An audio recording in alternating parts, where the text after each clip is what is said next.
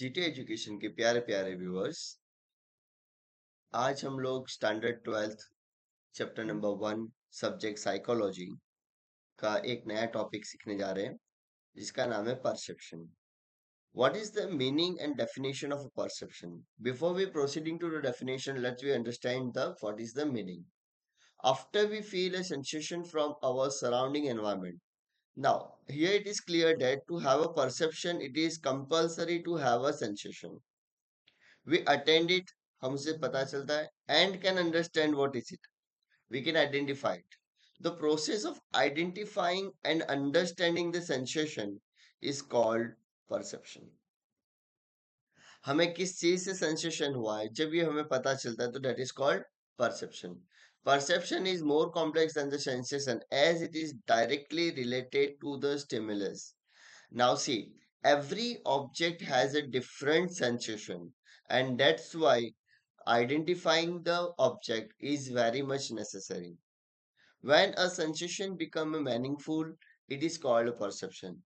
जो भी सेंसेशन होता है वो मीनिंगफुल जब हमें होता है तब उस हम लोग कहेंगे perception.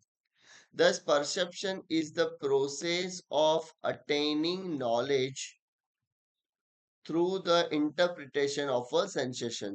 So here what they say is कि perception is the process of attaining knowledge. Perception एक तरह का ऐसा process है knowledge attain करने का. और ये किससे knowledge हमें attain होता है? ये हमें knowledge होता है हमारे sensation से.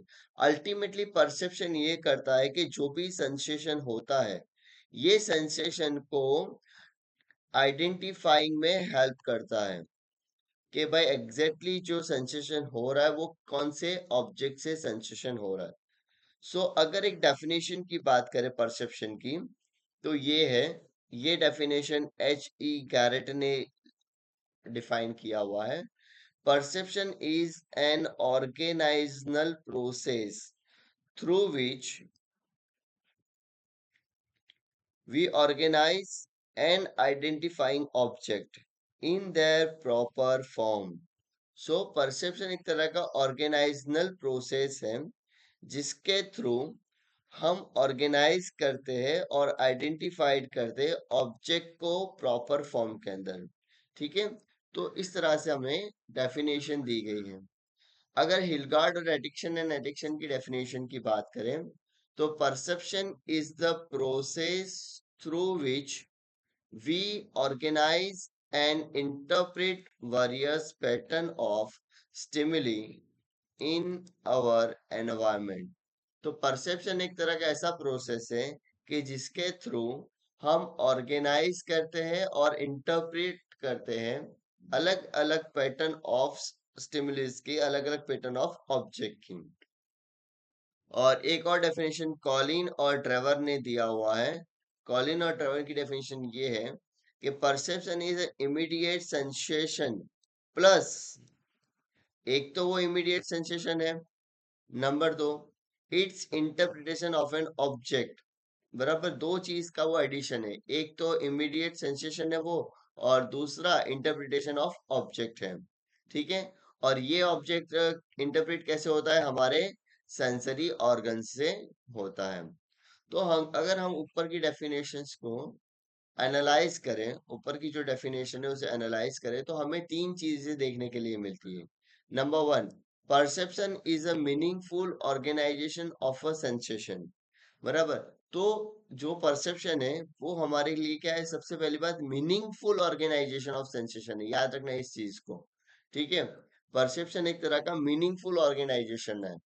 अगर मीनिंगफुल नहीं हो रहा है that's mean it's not a perception. Number two, perception is a complex mental process. Perception एक तरह का कॉम्प्लेक्स मेंटल प्रोसेस है. वो कैसे है उसके बारे में आगे पढ़ेंगे. Number three, we become acquainted with our surrounding world through various senses organs. और हम हमारे सराउंडिंग वर्ल्ड को एक्वायर्ड करते हैं. कैसे एक्वायर्ड करते हैं? अलग अलग हमारे सेंस ऑर्गन्स के through. Specific impression is made by each sense organ. तो यहाँ ये बताया गया है कि every sense organ has a specific impression. चाहे वो नोज हो, ईयर हो, आई हो, स्किन हो, और टंग हो। ये पांच हमारे पास सेंस ऑर्गन्स है। ये पांचों पांच सेंस ऑर्गन्स की जो इम्प्रेशन होती है वो इम्प्रेशन अलग अलग होती है। हमने आगे सेंस के बाद सेंसेशन के बारे में पढ़ा है कि हमारे पास फाइव डिफरेंट सेंसेस हैं, और ये फाइव डिफरेंट सेंसेस का वर्क टोटली डिफरेंट है। अल्टीमेटली जितनी भी सेंसेस हमारे पास सेंस ऑर्गन्स है, ये अल्टीमेटली कनेक्ट कहाँ होती है? ब्रेन के थ्रू कनेक्ट होती है। और ये ही ब्रेन हमें मैसेज पहुंचाता है कि भाई what is going to happen with you. ठीक है।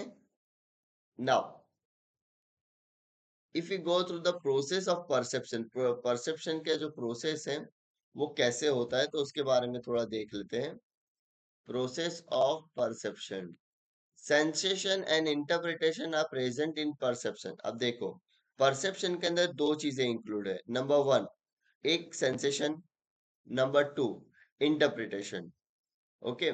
सो परसेप्शन के अंदर दो चीजें इंक्लूड है, इंटरप्रिटेशन भी इंक्लूड है और सेंसेशन भी इंक्लूड है।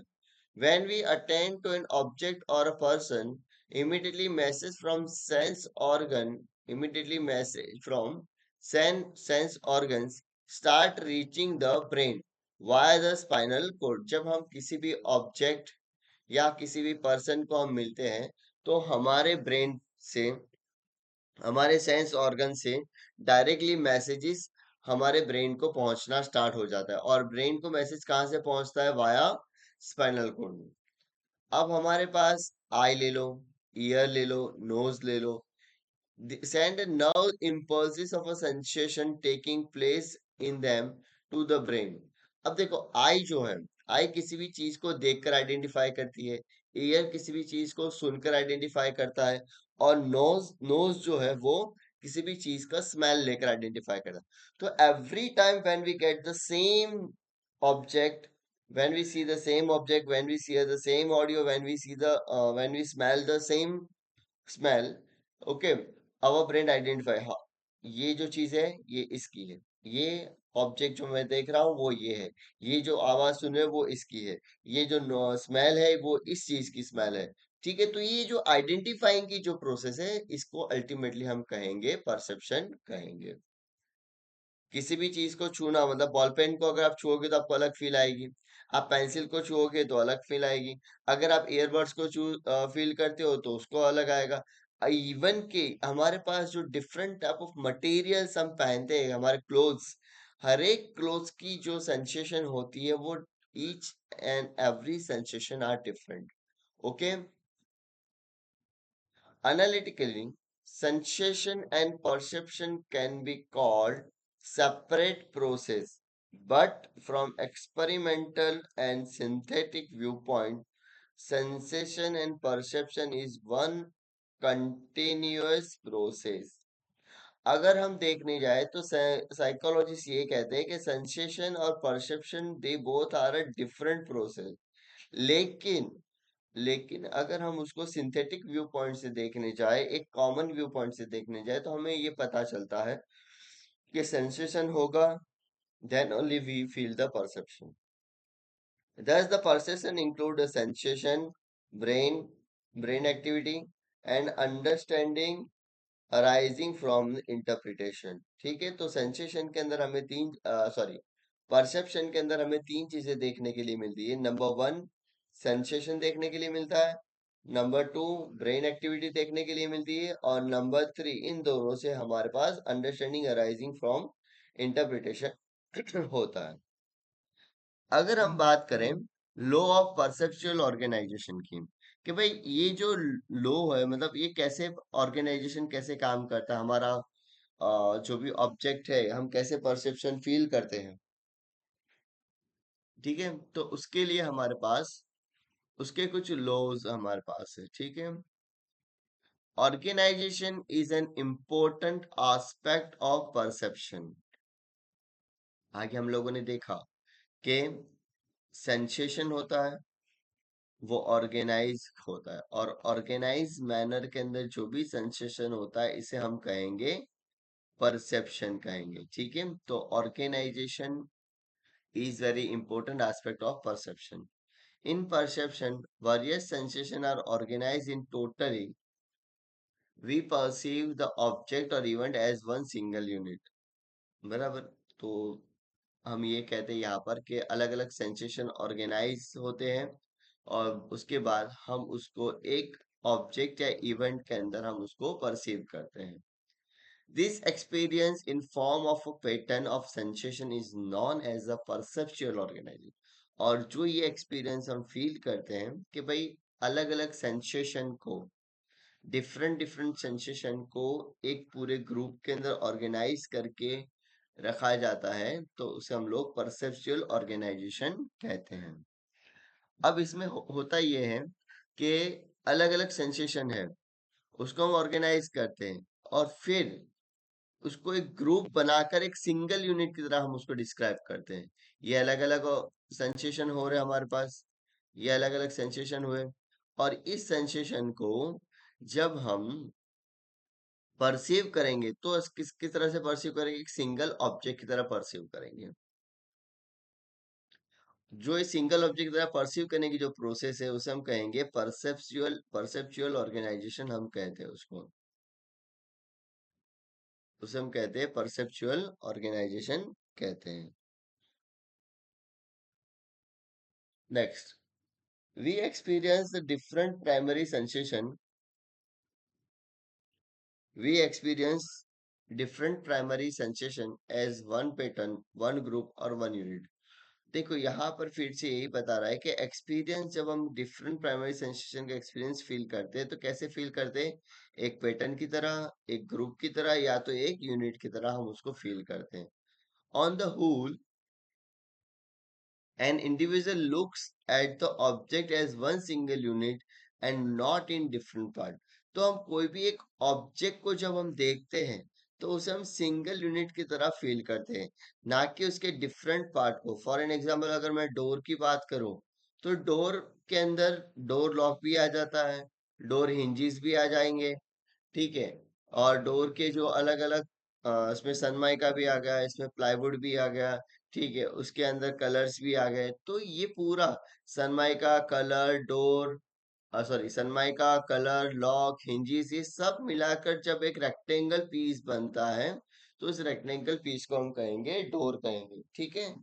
तो ये वैसे तो ऑब्जेक्ट अलग अलग है, लेकिन यही ऑब्जेक्ट को जब हम फील करेंगे तो एक सिंगल यूनिट के अंदर उसे फील करते हैं।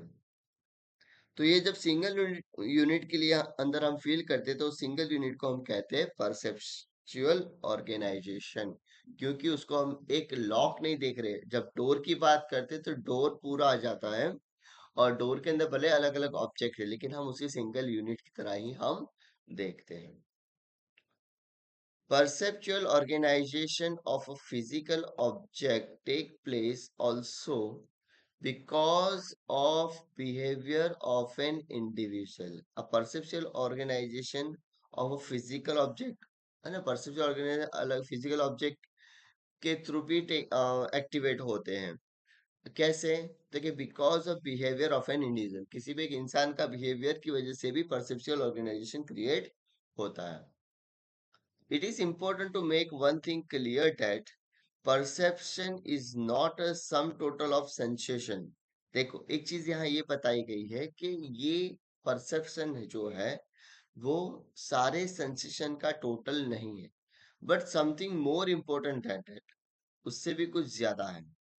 There are many factors that facilitate this organization of a perception and are known as a principle और laws of a perceptual organizer. और यहाँ अलग अलग तरह के फैक्टर्स होते हैं जो फैसिलिटेट करते हैं इस ऑर्गेनाइजेशन परसेप्चुअल के परसेप्शन को, अलग अलग तरह से फैसिलिटेट करते हैं, और उसी उसी को हम कहते हैं प्रिंसिपल्स और law of a perceptual organisation. Gestalt psychologist of Germany, mainly Kohler, Koffka, Wertheimer. तो यहाँ पर ये जो गेस्टाल्ट साइकोलॉजिस्ट थे जर्मनी के, उन्होंने, वो कौन से थे गेस्टाल्ट साइकोलॉजिस्ट? तीन थे, एक कॉलर, कॉफका और Wertheimer. Propose that brain has a capacity for complete organisation of a perception. ठीक है, तो ब्रेन की ये कैपेसिटी कि जितने भी सेंसेशन होते, जितने भी परसेप्शन होते, सभी को परफेक्टली वो अपने अंदर ऑर्गेनाइज कर सकता है। अब उनके गेस्टाल्ट साइकोलॉजिस्ट जो थे, उन्होंने कुछ लॉज के बारे में यहाँ बताया गया है। तो लॉज सबसे पहले देखते हैं। अलग अलग तरह के लॉज है हमारे पास। तो सबसे पहला सिमिलरिटी है, उसके बाद प्रॉक्सिमिटी है, इंक्लूसिवनेस है, क्लोजर है, और उसके बाद एक और नया टॉपिक है, perception of a depth and distance. ठीक है, तो ये कुछ टॉपिक है। इस टॉपिक के बारे में हम लोग हमारे नेक्स्ट वीडियो में देखेंगे। Thank you very much, keep watching GT education मेरे प्यारे प्यारे students. Thank you very much, good bye.